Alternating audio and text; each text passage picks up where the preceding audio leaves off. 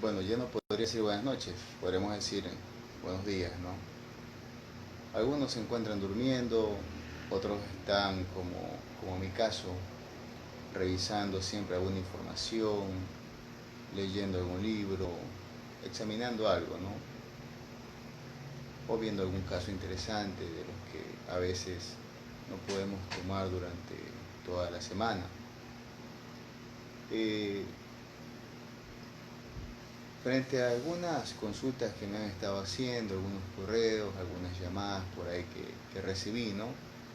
Me pareció interesante no dejar pasar la oportunidad de hacer una pequeña referencia sobre la salud y el pensamiento. Más si estamos hablando desde la parte psicoterapéutica. Como lo he dado a conocer, trabajo en el campo clínico y también trabajo en la parte psicoterapéutica. Y justamente cuando la salud y el pensamiento, hay cosas que a veces nos hacen reencontrarnos con situaciones que pensamos que habíamos superado, que habíamos dejado de lado. Y es justamente que cuando tenemos una enfermedad es el momento propicio para preguntarnos, para redireccionarnos si realmente la enfermedad que se nos presenta es una consecuencia, es un efecto, es una circunstancia, ¿no? O equivale a un mensaje que viene desde nuestro mismo organismo. Y bueno, también deberíamos considerar si no tiene un componente epigenético. Al hablar de la epigenética estamos hablando que es el entorno que va a intervenir en que cierta información genética que nosotros tenemos se pueda expresar como una enfermedad o un trastorno. Justamente cuando comenzamos a descubrir que existe una pauta, digamos un mensaje que está detrás de esa enfermedad, vamos a tener también la oportunidad de poder cambiar esa pauta. Y para poder cambiar esa pauta tenemos que trabajar directamente con dos cosas, con las emociones y con el sistema de creencias que hemos adquirido desde nuestros hogares. En la actualidad existen diferentes corrientes psicológicas, si bien sabemos que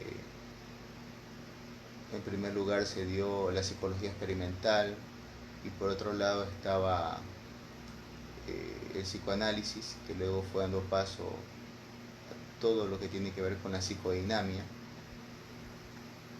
Y posteriormente, bueno, ya hubo el desarrollo de la psicología experimental y de la psiquiatría como tal, como ciencia, muy vinculada a la parte médica. Es justamente esta parte de lo psicodinámico que no está directamente relacionada con la psicología, más está relacionada con la filosofía de vida que tiene cada persona. Justamente interesante poder tomar lo psicodinámico como un punto de referencia para tratar las creencias y las emociones. ¿Por qué esta combinación de elementos interfiere en la salud del ser humano? Las emociones porque pueden lidiar entre la tristeza, la alegría, el asco, el odio, que es algo que vemos cotidianamente, porque tenemos expresiones que son básicas y también tenemos expresiones que son secundarias o emociones especializadas. Y las creencias son un sistema armado, son un sistema estructurado que se va formando de lo que vamos percibiendo y de lo que se nos va inculcando.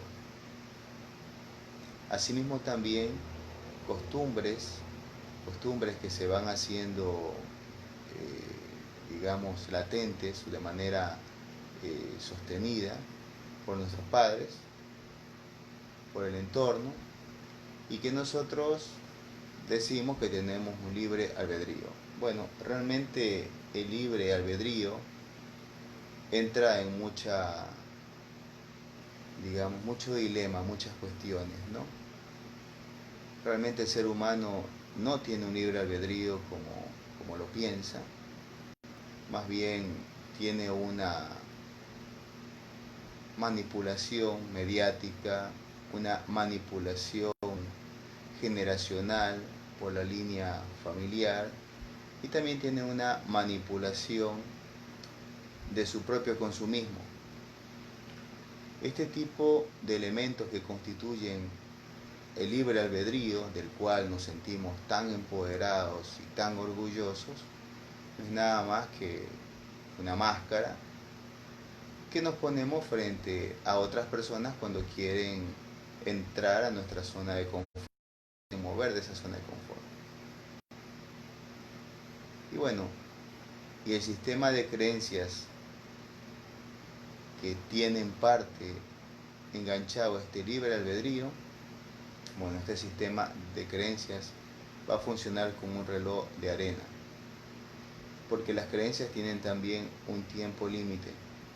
Cuando este tiempo límite se acaba para una creencia, entramos en la rebeldía, entramos en la cascada de emociones, que pueden ser emociones armadas y secundarias. Estas emociones armadas y secundarias van a dar origen a la ansiedad y la depresión. Temas que están muy de moda en nuestros tiempos. Byung-Chul Han, un filósofo posmoderno norcoreano, él habla mucho sobre la sociedad del hombre cansado, del hombre agotado, la sociedad del consumo y la sociedad de el autocontrol y autodominio del ser humano para enfrascarse en un trabajo, que es algo que también está sucediendo en nuestra actualidad.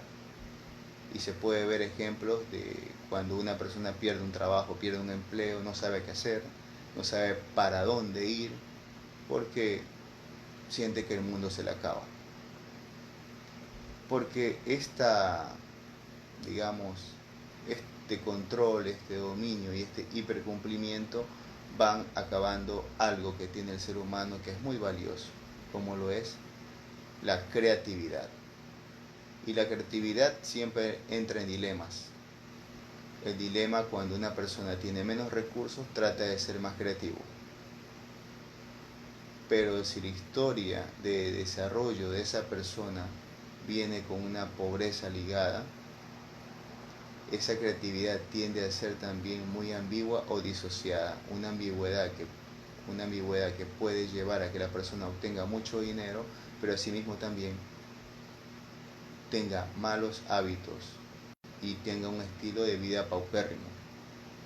Por ejemplo, la persona que trabaja intensamente gana mucho dinero, pero su dinero lo invierte en bebidas, en vicios, en consumir alimentos que tienen elevada carga de grasa y alimentos que realmente son contraproducentes para la salud de la persona.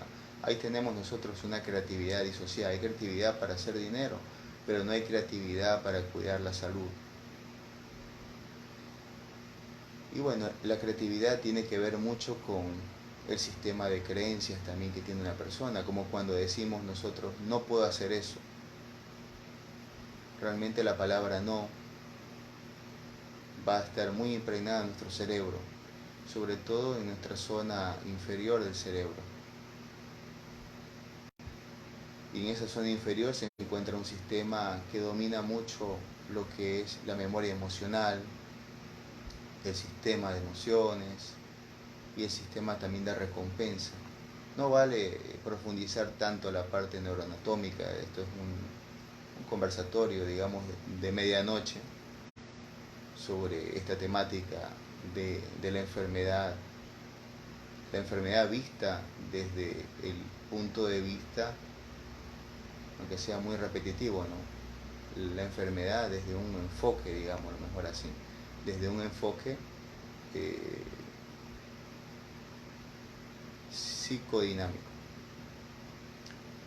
Entonces, este sistema de creencias junto a las emociones van a dar una combinación muy volátil en la cual la persona asume una enfermedad como que es un castigo.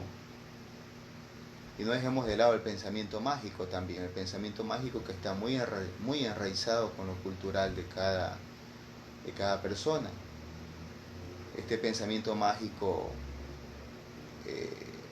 al decir pensamiento mágico, no es atacar religiones ni nada de eso, pues el ser humano tiene un área en el cerebro que está destinada al valor religioso. El ser humano es un ser social y es un ser religioso, innato. Incluso las personas que no creen en algo, realmente creen en algo.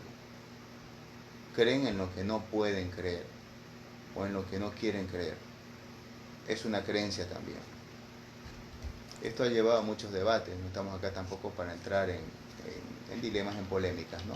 Pero el pensamiento mágico tiene mucho que ver con que pongo la responsabilidad de mi salud en manos de otra persona o en manos de un ser, pero yo no hago nada para cuidarme.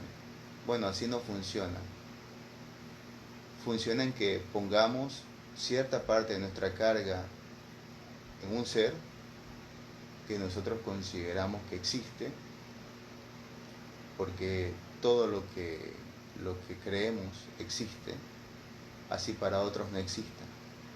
Pero hay que saber también hasta dónde nos lleva esta creencia, a no desligarnos de una responsabilidad que nosotros tenemos con nuestra salud. Y esta responsabilidad que tenemos con nuestra salud está en trabajar con las creencias y trabajar con las emociones. ¿Qué ayuda a trabajar con las emociones primeramente? Bueno, con las emociones, desde lo que las neurociencias han investigado, está el trabajo cognitivo.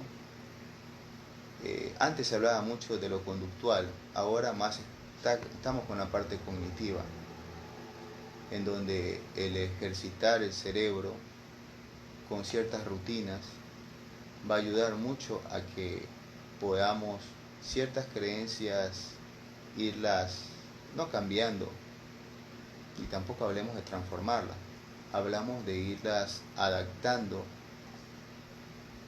como estrategias para poder sortear esa circunstancia que tenemos nosotros enraizada a la salud.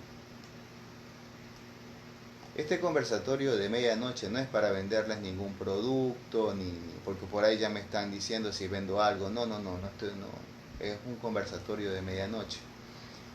Y veo que hay alguna gente que está despierta hasta ahora y creo que algunos los desperté. Bueno, disculpen si los desperté, mañana más tarde quiero trabajar, pero cuando viene la creatividad es importante divulgar lo que la creatividad da y lo que la experiencia también da. No les estoy vendiendo ningún producto, lo que estoy simplemente es haciendo un conversatorio y quizás sí vendiendo la idea de cómo trabajar con la creatividad y trabajar con este asunto de creencias y emociones. Alguien por ahí escribió, Joseph Ceballos, un saludo, ¿sí? Dice, es bien complejo cambiar la mentalidad de las personas para que cuiden su salud. Joseph, no se trata de cambiar la mentalidad, porque cuando hablamos de cambiar hablamos de algo, de un autoritarismo. Sería más bien adaptar las creencias como nuevas estrategias. No es fácil, es muy complicado, es muy, digamos, tortuoso, pero no es difícil.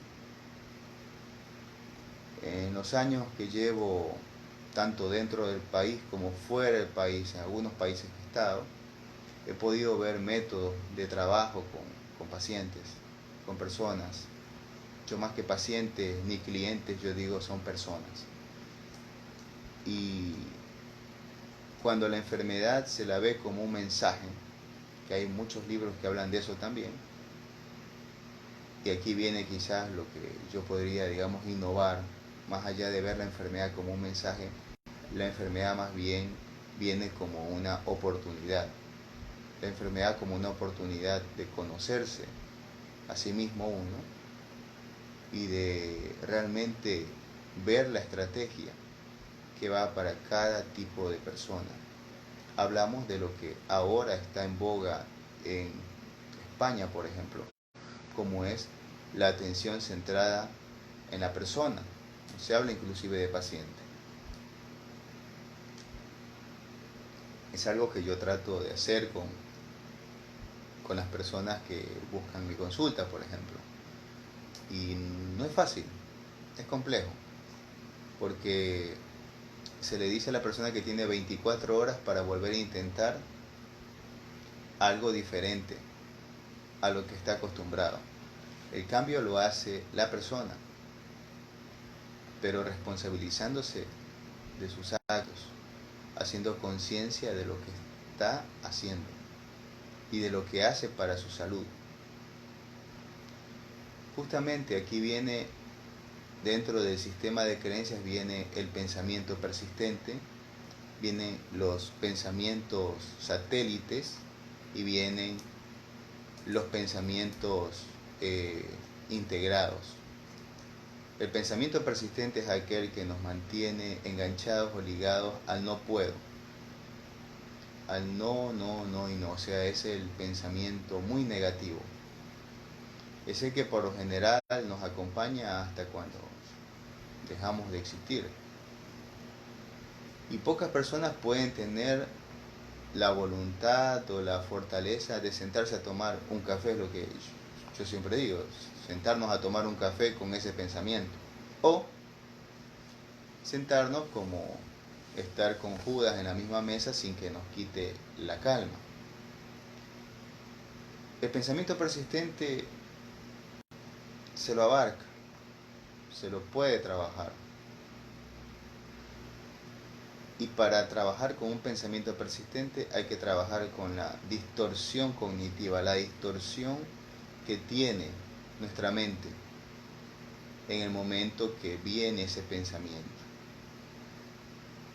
Y a la par del pensamiento persistente y la distorsión está el pensamiento satélite. El pensamiento satélite es aquel que nos viene de los recuerdos que nosotros guardamos, de malas experiencias, de circunstancias que se nos presentan.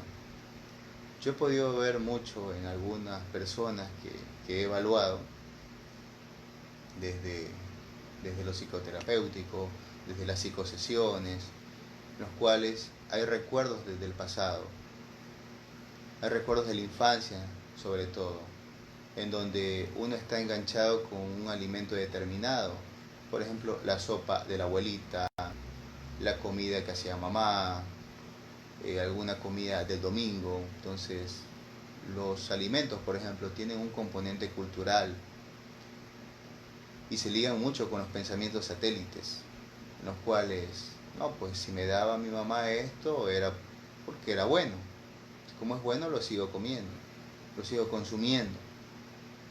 Pero hay determinados alimentos que hay que tener muy en cuenta que no es igual en la infancia a la edad adulta. Ya no estamos para estar comiendo ciertos alimentos que eran contraproducentes. Y los pensamientos integrados o misceláneos tienen mucho que ver con lo que vamos picando por el día, por el camino. Y vamos picando alimentos y vamos picando también opiniones que vemos en la prensa, vemos por internet, lo que nos dice un amigo. Y estos pensamientos integrados o misceláneos son cuando nos encontramos con una amistad, y bueno, esa amistad está toda negativa, y te encuentras con alguien y lo que tú menos quieres escuchar es que te diga que el país está en crisis. Ya sabes que el país está en crisis. Tampoco quieres que alguien te salga con globos y con felicidad, porque el flow, que es una área de la psicología positiva, está muy intoxicada al hacer que la persona sienta que es feliz totalmente. La felicidad son episodios, son dosis que nosotros tenemos de descargas, en donde tiene que ver mucho las vías dopaminérgicas, serotoninérgicas, noradrenérgicas, sistema nervioso autónomo. Tampoco vale profundizar eso tanto, ¿no? Pero tiene mucho que ver con ese sistema nervioso vegetativo, ese sistema nervioso que está totalmente callado, nocturna e involuntaria. Y justamente el sistema nervioso que se relaciona con enfermedades neurodegenerativas, y también tiene que ver mucho con ciertas alteraciones eh, sensitivas o síndromes nerviosos sensitivos. Entonces, esto es algo un poco complejo, menos armando, ¿no? Y justamente estos pensamientos misceláneos o pensamientos integrados, como les estaba mencionando, tienen mucho que ver con el entorno, con las personas con las que estamos. Ahora, ¿cómo funciona, por ejemplo, una religión en el sistema de creencias y pensamientos? El sistema de pensamiento. El pensamiento como tal, el pensamiento central, el pensamiento persistente, tiende a ser minimizado o disminuido, porque viene una rutina que da cierta dosis de recompensa o placer, depositando mucha de esta carga, esta culpa, en esa nueva rutina. Esa rutina se ve también mucho en las terapias cognitivas. Esa rutina también se ve cuando la persona se acuesta en el diván o se sienta y hace sus aseueres, ¿sí? Desde la Gestalt,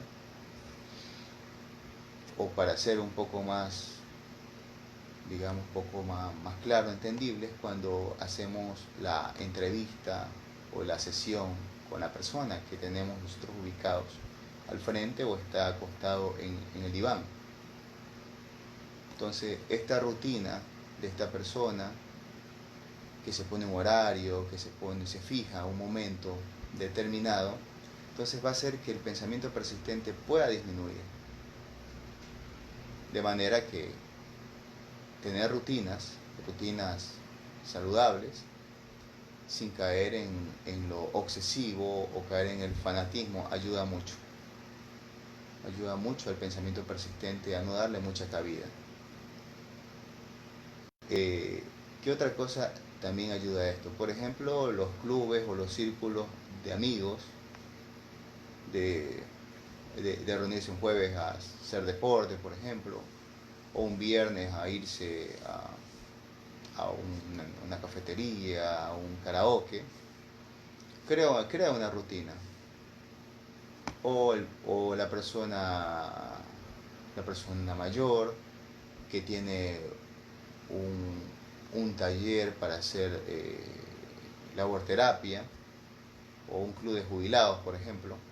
Todo eso ayuda a que el pensamiento persistente disminuya, pero no deja de seguir, de estar presente. Y viene, bueno, la otra forma, como también el sistema de pensamientos va a estar influenciado por, digamos, por la religión también. Ese pensamiento que es el pensamiento, digamos, el pensamiento satélite. Estos pensamientos satélites van a estar, digamos, ligados mucho hacia cosas del pasado. Entonces cuando se engancha con una religión, con algo que se está tratando de, digamos, de renovar en nosotros, entonces hay ciertas creencias de la infancia que comienzan a cambiar también, como la percepción de una deidad, la percepción de Dios, la percepción de cómo se ha llevado la vida. Incluso comienza a haber un insight, o sea, un conocimiento de uno mismo, comienza uno a conocerse y se da cuenta que lo que estaba acostumbrado a hacer antes no era adecuado. Y esto se comienza a reforzar, ¿por qué? Porque la economía comienza a cambiar también, porque al cambiar ciertos tipos de costumbres o rutinas que te hacían gastar dinero, ahora te das cuenta que ya no gastas tanto dinero en eso como antes. Y bueno, y existe esa recompensa de que estás más relajado, comienzas a ser más creativo, tienes un círculo social que te contiene. Es una manera de hacer una terapia. Y comienzas a generar ¿qué? Mejores, digamos, estrategias u oportunidades en tu vida. Entonces los pensamientos satélites comienzan a cambiar mucho. Incluso comienzan este punto que es difícil a veces decir del cambiar. Bueno, podemos decir que influye en la mentalidad y la mentalidad comienza a adaptarse a este nuevo sistema de creencias que se va adoptando. Lo malo es cuando se hace obsesivo y existe una patología de fondo que va más allá de una alteración emocional. Por eso existen los profesionales de la psicología y la psiquiatría para trabajar, el primero haciendo test, haciendo psicometría, haciendo pruebas proyectivas para determinar la conducta y la personalidad. Y psiquiatría, bueno, está para hacer una evaluación médica, una evaluación psiquiátrica como tal, y para poder medicar cuando requiere esta persona una medicación, porque existen sistemas neurobiológicos que se encuentran totalmente desgastados, disminuidos, atrofiados, que necesitan que la psicofarmacología ayude a que estos procesos mejoren, como los antidepresivos que tienen un gran aval científico, sobre todo porque tienen esta capacidad de mejorar la neuroplasticidad y ayudan mucho a que se produzcan mayores conexiones, sí, mayores vías que busca el cerebro para integrarse. Los antidepresivos actúan de esta manera, pero obviamente tiene que ser el facultativo que los prescriba y que evalúe si los necesita o no, porque los antidepresivos también son muy peligrosos, porque pueden causar el efecto contrario de rebote, y los efectos adversos, ni hablemos de eso. Entonces es importante tener en cuenta eso, que no cualquiera puede tomar un medicamento sin que tenga la prescripción adecuada. Y justamente, más allá de que este nuevo sistema de creencias logra crear estrategias y adaptar a la persona hacia un nuevo, digamos un nuevo mundo que él encuentra, asimismo también está este otro que tiene que ver con los pensamientos integrados, ya, que son los que encontramos en lo cotidiano. ¿Y qué sucede? Digamos que una persona bajo un sistema religioso comienza también a frecuentar a personas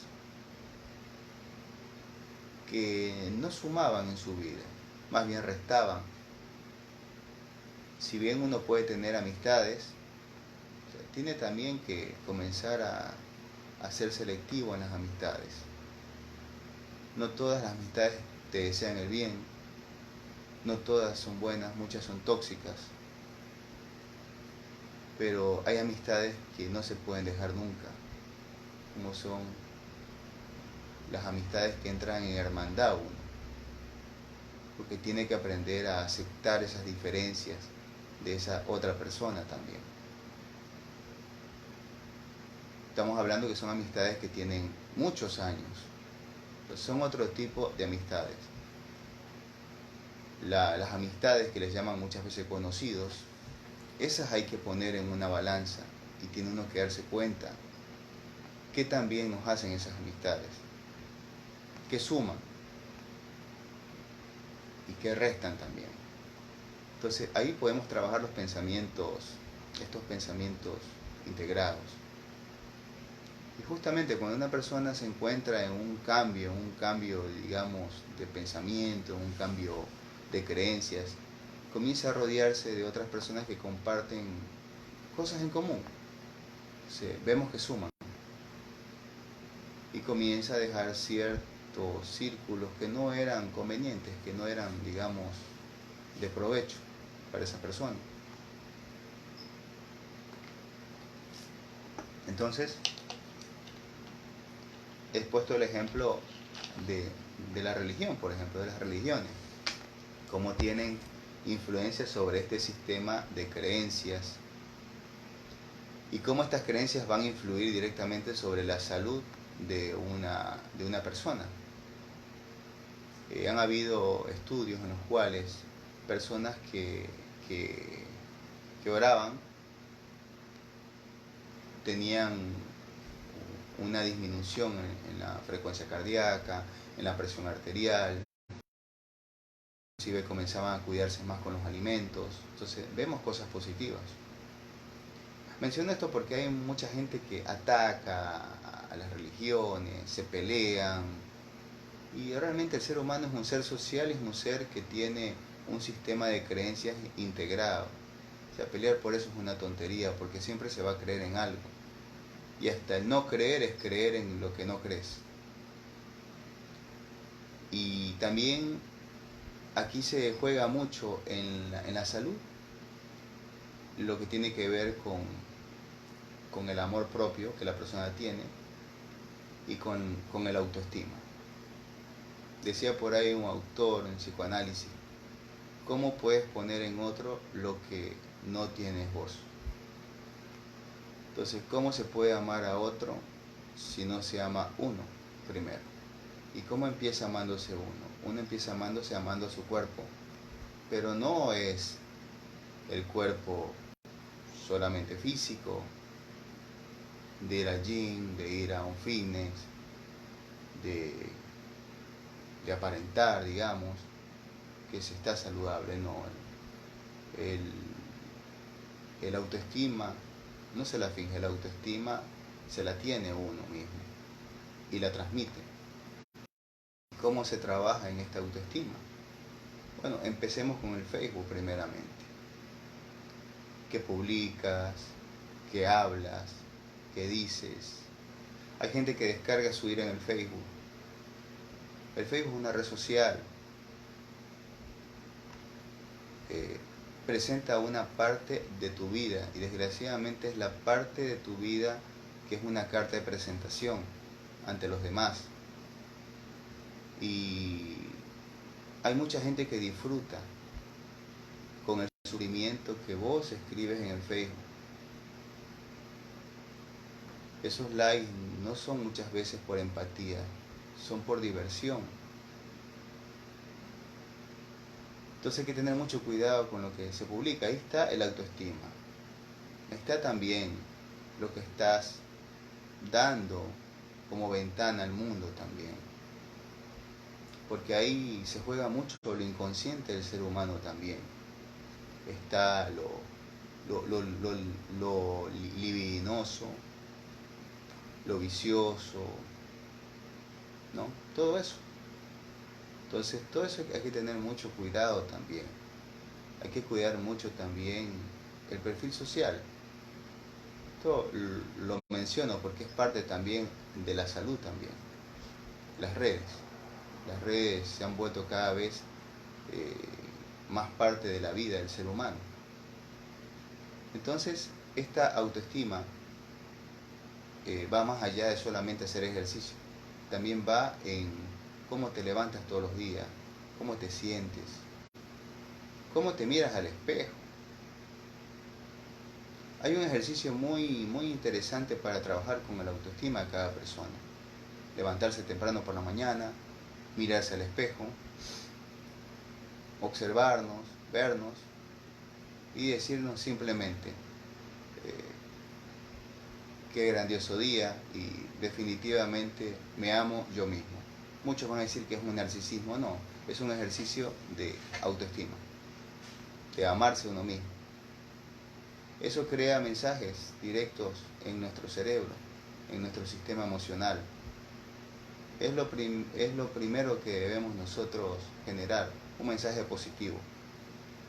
También está un mantra que es el solo por hoy también, el de trabajar el solo por hoy, el de vivir el solo por hoy. El solo por hoy ayuda mucho a que nosotros mantengamos una rutina y que solo por ese día vamos a estar a nuestra manera bien. Entonces, el solo por hoy es muy interesante. En algún momento yo lo he compartido y bueno, por ahí lo voy a subir otra vez para que lo vean, ¿no?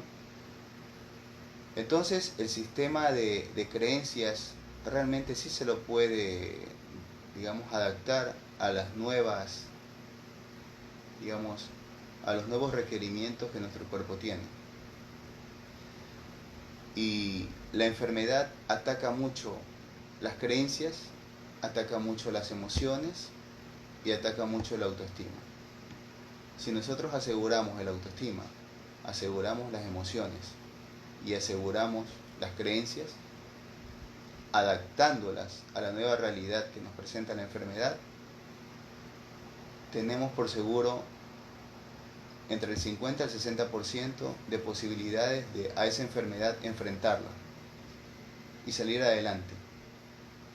Y va de la mano eso, la atención centrada en la persona y los objetivos terapéuticos que nos pongamos en cada persona que estamos atendiendo.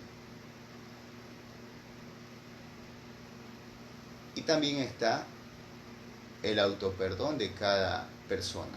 Porque cada persona tiene una culpa y la culpa se la echa muchas veces a la enfermedad o ve la enfermedad como la consecuencia de esa culpa que ha tenido. Entonces, estas culpas que tienden a heredarse de generación en generación, y esto lo explica la epigenética, nosotros desde el punto de vista epigenético somos nuestros abuelos. O sea, lo que nuestro abuelo hizo en un momento dado es lo que nosotros estamos en este momento desarrollando. Entonces, el saber la historia de vida de cada uno de nosotros, saber nuestro genograma, es básico, porque de acuerdo al genograma que nosotros tenemos y a nuestras historias de vida podemos trabajar desde lo preventivo. Y si la enfermedad se instaura, podemos comenzar a hacer estrategias de mejorar el estilo de vida y sobre todo trabajar nuestras emociones. El mindfulness funciona mucho para manejar las emociones, la meditación. Está también lo que es el Reiki. El Reiki visto como una filosofía, no como imposición de mano, lo energético, eso es entrar en controversia con lo que dice la ciencia y lo que la ciencia contradice. Veámoslo desde la filosofía de vida que tiene el Reiki, el cual yo soy un practicante, y la meditación. El meditar, la relajación, ayuda mucho a manejar esta sobrecarga emocional que nosotros vamos presentando.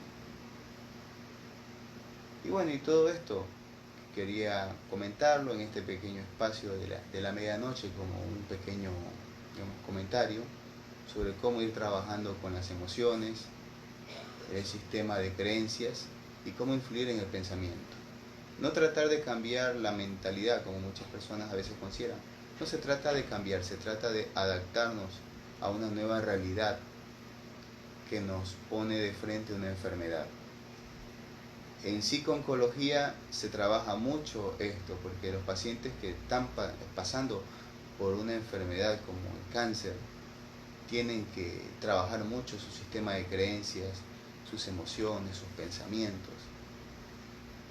Y no solamente debe ser trabajado por las personas con cáncer, también con personas con enfermedades crónicas degenerativas. Justamente en psicosesiones se trabaja mucho con la aceptación de la enfermedad. Y cuando llegamos a la aceptación de la enfermedad y a ese insight, ese conocimiento profundo de cada uno, es donde realmente podemos tener tratamientos personalizados e incluso bajar mucho la polimedicación que a veces llegamos a tener por alguna enfermedad. Y eso está en cada uno. Cada uno de nosotros tiene esa capacidad de dar información a nuestras células, a nuestro cuerpo, a través del pensamiento. Desde lo psicodinámico, la mente no solamente está acá arriba, la mente también se encuentra como una gran capa en todo el cuerpo. Ya lo hablaban las culturas muy antiguas, como la cultura sánscrita, con las prácticas pránicas, que hablaban mucho desde más allá de los chakras, que no son nada más que los ejes psiconeuroinmunodocrinológicos. Ya se hablaba mucho sobre este tipo de regulación, control que el mismo ser humano tiene. Cada uno de nosotros es un universo y ese universo lo tenemos que descubrir cada uno, y es aquello que nos va a ayudar a sobrepasar muchas enfermedades. Entonces, el manejo emocional de la enfermedad empieza siempre desde el contacto, desde la empatía, desde el trato que tenemos con nuestra persona que nos consulta, y a veces incluso el tiempo que tenemos para esta persona no es algo que nos debería influir. Van a decir muchos, pero no, el tiempo es importante para hacer todo, claro, pero 5 minutos enfocados directamente con la persona nos puede dar informaciones vitales, informaciones que a veces había dilucidado esa persona. Y bueno, y para eso está también en el sector público la ayuda psicológica, la ayuda psiquiátrica, que podemos hacer interconsultas o derivar a las personas que vemos nosotros que tienen algo. Entonces, toda persona que tiene una enfermedad siempre tiene una alteración en su estructura psíquica. Algo está alterado, algo lo frustra o algo lo está sacando de su zona. Y a veces nosotros lo confundimos con paciente resistente al tratamiento. Más allá de la resistencia existe lo que tiene que ver con los mecanismos de defensa que la persona tiene frente a una nueva realidad. Entonces, esta realidad debe ser manejada desde las creencias, desde las emociones y desde los pensamientos que habíamos comentado. Bueno, eso quería comentarles. Algún tipo de duda, alguna consulta que tengan o algo, bueno, lo pueden hacer por mensaje, por este medio. Siempre publico también mi número telefónico, está el WhatsApp, ¿sí? Sea para alguna duda, alguna cosa que quieran conversar, o si no, si quieren algún tipo de alguna consulta o sesión. Si no tienen con quién charlar, con quién hablar, se sienten desbordados, están en crisis, tienen mi número, me pueden contactar. Estoy siempre presto para dar asistencia, contención, acompañamiento y orientación, como es el lema de Prana Manalai Center. Bueno, que tengan ya muy buenos días, porque ya es lunes en este momento, ¿no? Y que empecemos bien esta semana. Pasen muy bien, hasta pronto.